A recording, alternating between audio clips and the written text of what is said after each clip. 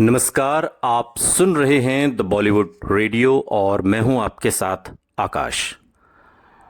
दोस्तों, आज के इस पॉडकास्ट में किस्सा राजेश खन्ना का है और काका के शुरुआती दिनों की बात आज के इस पॉडकास्ट में हम करेंगे। उन दिनों दुनिया भर में सिनेमाई चलन के अनुसार दोहरी भूमिका ज़्यादातर ध्यान खींचने के लिए एक तिकड़म रही है, या ज़्यादा से ज़्यादा किसी अभिनेता को खुश करने का तरीका। लेकिन हिंदी सिनेमा में तकरीबन एक रीति की तरह होती है, जहां अधिकतर अभिनेताओं को एक ही फिल्म में दो भूमिकाएं करने के लिए इंतजार करना पड़ता है, डबल रोल। राजेश खन्ना ने शुरुआत थी राज में दोहरी भूमिका के साथ की और आराधना के लिए फिर से डबल रोल किया। यहां तक कि उन्हें सर्वश्रेष्ठ अभिनेता के लिए पहला पुरस्कार भी सच्चा झूठा, जिसमें उन्होंने डबल रोल किया था, साल 1970 में आई थी, उसके लिए मिला। सच्चा झूठा एक दिल्लगी भरी मौज मस्ती वाली फिल्म थी, जिसमें मुमताज और विनोद खन्ना भी थे। कल्याण जी आनंद जी के सुहाने गीतों की झड़ी के साथ ही मसलन एक गाना है लता मंगेशकर की आवाज़ में, मेरी प्यारी बहनियां बनेगी दुल्हनियां। और ये गाना लगभग दशकों तक शादी ब्याह में बजाया जाता रहा। आजकल तो खैर नए नए और गाने आ गए हैं, तो ये गाना आजकल नहीं बजता, लेकिन दशकों तक ये गाना बजा शादी ब्याह में। इसके अलावा यूं ही तुम मुझसे बात करती हो, लता मंगेशकर और मोहम्मद रफ़ी की आवाज़ में एक गाना था, या फिर किशोर कुमार की आवाज़ में गाया दिल को देखो चेहरा ना देखो, या फिर कह दो लता मंगेशकर किशोर कुमार की आवाज़ में, और इसका निर्देशन मनमोहन देसाई ने किया था। इसके बाद विजय आनंद की जॉनी मेरा नाम, जो 1970 में आई, जो उस साल की बहुत बड़ी हिट फिल्म थी, उसके साथ ही सच्चा झूठा ने मिलकर एक नया चलन शुरू किया। हल्की फुल्की मौज मस्ती वाली फिल्मों का, जिसमें बाजी 1951, 9-2-11 1957, ज्वेल थीफ 1967 और किस्मत 1968 की परंपरा को आगे बढ़ाती हुई ये फिल्म थी। राजेश खन्ना की कारीगरी ने जासूस या गांव के बाजे वाले जैसे अलग अलग तरह के किरदारों को भी जाने पहचाने किरदार बना दिया। लेकिन उनकी अगली फिल्म सफर, जो साल 1970 में आई, उसने उन्हें टाइप कास्ट होने, एक तरह की भूमिकाएं करने से बचने का अवसर दे दिया। और उनके नए किरदारों से अलग दो रास्ते के सत्येन की तरह सफर का अविनाश भी जिंदगी से ज्यादा जुड़ा हुआ था। सफर ही वो फिल्म है जिसने राजेश खन्ना के पर्दे पर मौत का जश्न मनाने के दौर की शुरुआत की। मौत का जश्न यानी कि ये वो फिल्म है जिसमें राजेश खन्ना के किरदार की मौत हो जाती है और वाहवाही राजेश खन्ना लूटते हैं। और इसके बाद ये चलन आराधना, कई फिल्मों में दोहराया गया। आराधना में तो खैर डबल रोल है, लेकिन आनंद में आप देख सकते हैं। और इसके अलावा और भी कई फिल्में हैं जिनमें राजेश खन्ना ने इस तरीके की स्ट्रेटजी को अपनाया। सफ़र की सफलता के बाद आनंद में, जिसमें उन्होंने उसी प्रकार किरदार निभाया, और उस किरदार ने उन्हें मानने को प्रेरित किया कि पर्दे पर उनकी मृत्यु से फिल्म की सफलता पक्की होती है। कुछ लोगों का मानना है कि राजेश खन्ना को सुपरस्टार बनने के लिए एक वाक्य वाले नहीं, बल्कि इस तरह के डायलॉग्स ने मदद की। मेरे लिए मौत भी एक लतीफ़ा है, राजेश खन्ना का डायलॉग, या मैं रेंग रेंग के मौत की तरफ नहीं जाऊंगा, या फिर मरने से पहले मरना नहीं चाहता हूं। जिस खूबसूरती से राजेश खन्ना ने अविनाश को मौत का इंतजार करते दिखाया इस फिल्म में, सफर में, उसने दर्शकों को मंत्रमुग्ध कर दिया। सच्चा झूठा की सफलता के बाद कल्याण जी आनंद जी ने सफर के लिए भी वैसी ही हैरान कर देने वाली धुनें बनाई। इंदिवर के लिखे हुए गीत, जीवन से भरी तेरी आंखें, किशोर कुमार का गाया गाना, या फिर जो तुमको हो पसंद वही बात कहेंगे, मुकेश की आवाज में, या फिर लता मंगेशकर की आवाज में हम थे जिनके सहारे, या नदिया चले मन्ना डे की आवाज में, ये सारे गाने सफल रहे। लेकिन इस एल्बम की जो सबसे बढ़िया रचना थी वो किशोर कुमार का एक चिंतनशील गीत है, जिंदगी का सफर है ये कैसा सफर, कोई समझा नहीं कोई जाना नहीं। और ये गाना बहुत मशहूर हुआ था, जो फौरन ही एक क्लासिक गाना बन गया।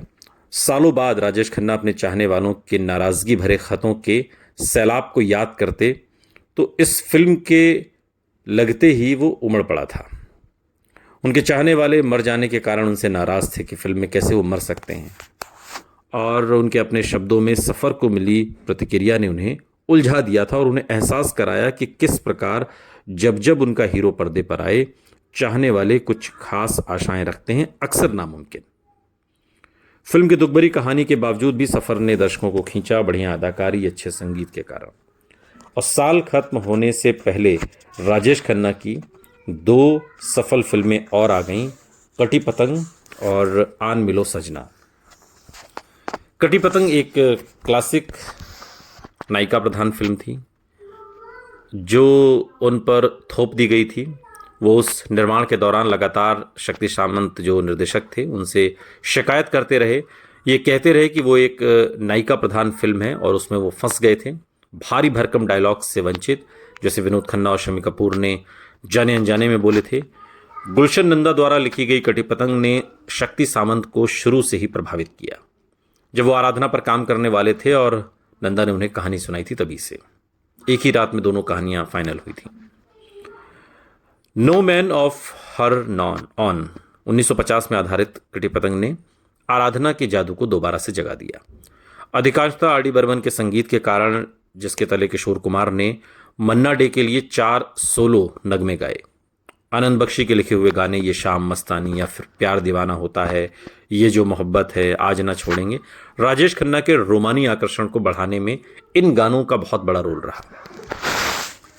किसी स्तर पर कटी पतंग के नायक कमल की उस अनदेखी, अनजानी के प्रति गुस्सा जो उसको ठुकरा देती है, राजेश खन्ना की असल जिंदगी में आशा पारेख के साथ स्थिति का ही एक बिंब था। कटी पतंग की शूटिंग आराधना की रिलीज होने से पहले शुरू हो चुकी थी और राजेश खन्ना के मुकाबले में आशा पारेख के साथ एक सितारे जैसा बर्ताव किया जाता था। नैनीताल में आउटडोर शूटिंग के वक्त आशा पारेख को बढ़िया होटल में ठहराया गया, जबकि राजेश खन्ना को एक कमतर वाली जगह पर वो वक्त काट रहे थे। चूंकि आशा पारेख सीनियर भी थीं और बड़ी स्टार थीं। पूरी शूटिंग में राजेश खन्ना ने अपनी सह कलाकार के साथ दूरी बनाए रखी और ज्यादातर अकेले रहना ही वो पसंद करते, जब तक अपने सीन के लिए बुलाए नहीं जाते। फिल्म के निर्माण के दौरान केवल आराधना ने ही उनकी हैसियत नहीं बदल दी, बल्कि उसके बाद वाली फिल्मों ने उन्हें स्टार बना दिया, पुरस्कार दिलाए और उनकी मांग भी बढ़ा दी। हो सकता है राजेश खन्ना बहारों के सपने के समय से ही नाराज रहे हों, जब आशा पारेख दूरी बनाए रखती थी, लेकिन फिर भी वो कभी बदतमीजी से पेश नहीं आए। जहां तक आशा पारेख का सवाल था, राजेश खन्ना की उनके साथ बहुत बढ़िया जोड़ी बनी। अलग अलग और अलग थलग रहने के बावजूद भी 1970 में उन्होंने एक और सफल फिल्म दी, आन मिलो सजना। मुकुल दत्त द्वारा निर्देशित आन मिलो सजना की कहानी कटी पतंग से मिलती जुलती थी। ये फिल्म एक संगीत प्रधान हिट फिल्म थी, जिसका जादू मशहूर वाक्य अच्छा तो हम चलते हैं एक आम हिंदुस्तानी की बोलचाल की भाषा में शामिल हो गया। बहुत मशहूर गाना। और इसे एक सितारे होने से मिली सुविधा कहिए या सफल हो जाने पर कुछ भी करने की आज़ादी। लेकिन राजेश खन्ना अब हावी होने लगे थे। नैनीताल में कटी पतंग की शूटिंग के दौरान वो महज मज़ा उठाने के लिए कुछ छोटी छोटी हरकतें करते, जैसे सीन पूरा करने के लिए गुलशन नंदा को आधा जला सिगरेट थमा देना, या शक्ति सामंत या बाकी काम करने वालों के साथ कलेक्टर के घर जाने से इनकार कर देना, तमाम चीज़ें। उस समय के ठाकुर देव सिंह बिष्ट कॉलेज में युवा प्रोफेसर ब्रह्मदेव चौहान, जो शूटिंग के समय लगभग 2 हफ्ते तक अक्सर राजेश खन्ना के साथ उठा बैठा करते थे, उनका कहना है कि राजेश खन्ना उन लोगों को चुनने में बहुत नकचढ़े थे जिनके साथ उन्होंने वक्त गुजारना होता था। बाहर लोकेशन पर भी, जहां वो फिल्म बनाने वाली टोली के अलावा और किसी को मुश्किल से ही जानते थे। राजेश खन्ना लोगों का एक गुट बना लेते थे जिनका शूटिंग से कुछ भी लेना देना नहीं होता था, और उन्हीं के साथ वक्त गुजारना वो पसंद करते थे। प्रोफेसर चौहान को याद आता है, बात के दिनों में एक इंटरव्यू में कहते भी हैं कि कैसे राजेश खन्ना को शराब बहुत पसंद थी और वो उसे और औरों को अपने कमरे में बुला लेते और सारी शाम बहुत शराब बहती। प्रोफेसर चौहान कहते हैं कि और बिष्ट कॉलेज की तरफ से भी छात्रों को बार बार सेट पर आने से रोकने के लिए तैनात किया गया था, और अपना काम करने के दौरान उसने राजेश खन्ना में खुद को बहुत बड़ा समझने की भावना भी महसूस की। वो नैनीताल के कलेक्टर को भी ना कहने से पहले सोचते नहीं थे। नैनीताल में इसकी शूटिंग हो रही थी और कलेक्टर ने एक रोज खाने पर बुलाया सभी यूनिट को, तो उन्हें भी ना कह दिया। लेकिन एक मामूली रेस्तरा के मालिक का नाश्ता के लिए निमंत्रण कबूल करने में उन्हें कोई दिक्कत नहीं होती थी। मतलब एक आप मूड स्विंग कह सकते हैं राजेश खन्ना के इस मिजाज को, जिसमें एक मामूली सा रेस्तरा वाला बुलाता है तो वो चले जाते हैं, कलेक्टर बुलाता है तो मना कर देते हैं। और ये तमाम बातें प्रोफेसर चौहान ने कही कि जिस दिन उन्हें नैनीताल से वापस आना था, राजेश खन्ना ने दोपहर को भी 2 पैक पी लिए और कार भी स्वयं चलाना चाहते थे। लेकिन जब शक्ति सामंत जो उनके साथ जाने वाले थे उन्होंने सख्ती से मना किया तो फिर उन्होंने अपने हथियार डाल दिए। और इस तरीके से इस पूरी फिल्म की शूटिंग हुई और निश्चित तौर पर नैनीताल की उन खूबसूरत वादियों में कटी पतंग की शूटिंग और राजेश खन्ना के इस व्यवहार को याद करते हुए बाद के दिनों में इंटरव्यू में प्रोफेसर चौहान कहते हैं कि राजेश खन्ना में एक अलग चार्म था।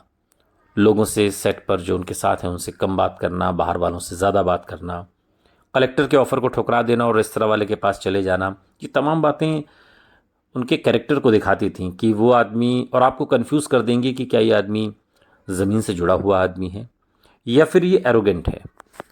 लेकिन कुछ भी हो, राजेश खन्ना ज़रूरत से ज़्यादा ज़मीन से जुड़े हुए भी लगे। सुनते रहिए द बॉलीवुड रेडियो, सुनता है सारा इंडिया।